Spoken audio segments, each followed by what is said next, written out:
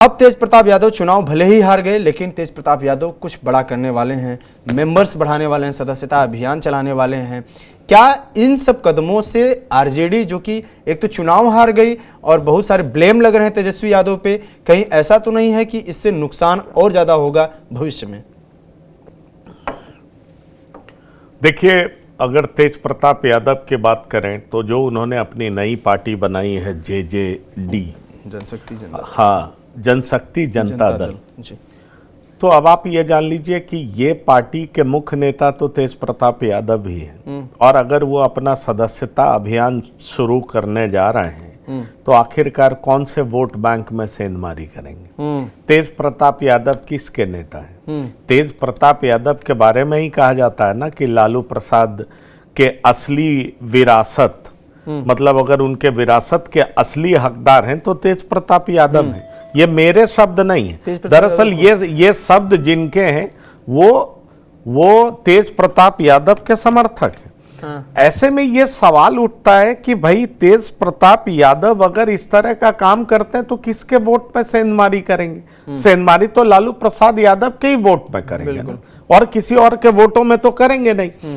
इसलिए गंभीर सवाल ये उठ जाता है कि तेज प्रताप यादव जो कह रहे हैं कि अब हम सदस्यता अभियान शुरू करेंगे तो यूथ को अपनी तरफ अट्रैक्ट करेंगे। ऐसे यूथ होंगे जो तेजस्वी यादव के नेतृत्व को स्वीकार नहीं कर पा रहे होंगे। उनको ये लग रहा होगा कि भाई तेजस्वी यादव की पार्टी आरजेडी में उनको जगह नहीं मिल पा रहा है।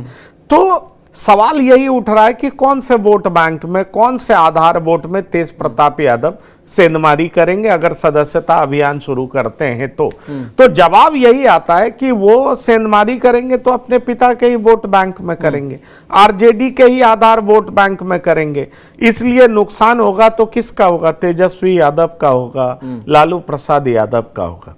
जरा सोचिए कि 25 सीटों पर सिमट गई आरजेडी। और जब समीक्षा बैठक हुआ तो कई सारे लोग कहने लगे कि 10,000 रुपया जो जेडीयू के तरफ से दिया गया उसका परिणाम यह हुआ कि आरजेडी के आधार वोट बैंक में भी वो लोग सेंधमारी कर गए। अब आप समझिए, 10,000 रुपए देने की वजह से अगर कोई पुरुष आरजेडी का वोटर है तो उसी पुरुष की पत्नी, मां, बेटी वोट किसको करने लगी? जेडीयू को, एनडीए को। और इसका भारी खामियाजा किसको भुगतना पड़ा? तो महागठबंधन को। ये सारे शब्द मेरे नहीं है, समीक्षा बैठक में जो चर्चा हुई है उस आधार पर मैं आपको बता रहा हूं कि समीक्षा बैठक में क्या बात हुई। तो जरा सोचिए, एक तरफ नीतीश कुमार, एक तरफ सम्राट चौधरी, कुल मिलाकर के कहिए एनडीए ने वोट बैंक में सेंधमारी कर दी। किसके वोट बैंक में? तो लालू प्रसाद के वोट बैंक में।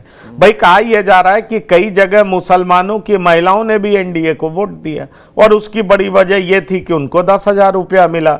चर्चा इस बात की भी हुई कि ईवीएम पे अगर आप किसी और को वोट करेंगे तो हमें पता चल जाएगा। ये मैं नहीं बोल रहा हूं, समीक्षा बैठक में कई सारे लोगों ने इस बात पर चर्चा की कि अगर आप ईवीएम अगर तुम लोग दबाओगे और तुम लोग किसी और को वोट दोगे तो ये जान लो कि 2 लाख रुपए मिलने की संभावना है वो भी नहीं मिलेगा, और ये अभी 10,000 दोगे तो 2 लाख भी तुम ही पाओगे। और इस काम में इंस्ट्रूमेंटल कौन रहा?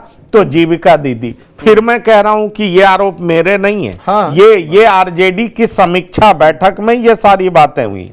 अब ऐसे में सवाल उठता है कि भाई एक तरफ आपके वोट बैंक में सेंधमारी विपक्ष कर रहा है, दूसरी तरफ आपके वोट बैंक में सेंधमारी कौन कर रहा है? आपके घर के लोग कर रहे हैं। तो ऐसे में बड़ा सवाल उठता है कि नुकसान किसका होगा? तेजस्वी यादव का होगा, लालू प्रसाद का होगा। अब तो उनके आधार वोट बैंक में भी सेंधमारी होने लगी है, और यही बात परेशान करने वाली है आरजेडी के नेताओं के लिए, लालू परिवार के लिए, तेजस्वी यादव और उनके क्लोज ग्रुप के लिए कि आखिरकार तेज प्रताप यादव एंटी लालू और एंटी तेजस्वी यादव सारे फैसले क्यों ले रहे हैं। जाहिर सी बात है, और परिवार के और लोग भी, जैसे उनकी बहन भी हैं, वो लोग भी नाराजगी जाहिर करें। संगठन मजबूत होगा तो ये आरजेडी के लिए है हानिकारक है।